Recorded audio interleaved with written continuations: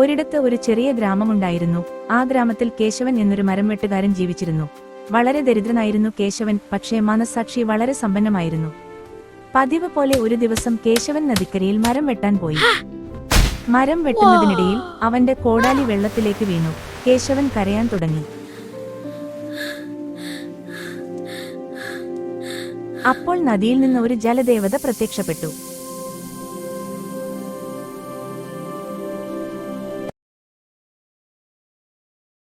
എന്തിനാണ് നീ കരയുന്നത്? മരം വെട്ടുന്നതിനിടയിൽ എന്റെ കോടാലി വെള്ളത്തിൽ പോയി.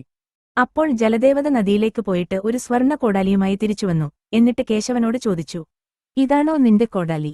ഇതല്ല എന്റെ കോടാലി. ജലദേവത പിന്നെയും നദിയിലേക്ക് പോയി ഒരു വെള്ളി കോടാലിയുമായി പ്രത്യക്ഷപ്പെട്ടു. എന്നിട്ട് ചോദിച്ചു, ഇതാണോ നിന്റെ കോടാലി? ഇതല്ല എന്റെ കോടാലി. ജലദേവത പിന്നെയും നദിയിലേക്ക് പോയി കേശവന്റെ പഴയ കോടാലിയുമായി പ്രത്യക്ഷപ്പെട്ടു. എന്നിട്ട് ചോദിച്ചു, ഇതാണോ നിന്റെ കോടാലി? ഇതാണ് എന്റെ കോടാലി. സത്യം പറഞ്ഞതിൽ സന്തോഷിച്ച ജലദേവത 3 കോടാലികളും കേശവന് സമ്മാനമായി നൽകി. ഈ കഥയിൽ നിന്ന് നിങ്ങൾക്ക് എന്ത് മനസ്സിലായി എന്ന് കമന്റ് ചെയ്യൂ.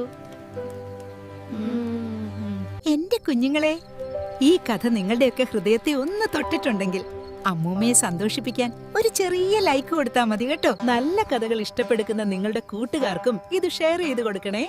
നല്ല നല്ല പ്രചോദന കഥകൾ കേൾക്കാൻ ഈ ചാനൽ സബ്സ്ക്രൈബ് ചെയ്യാൻ മറക്കല്ലേ കുട്ടികളെ.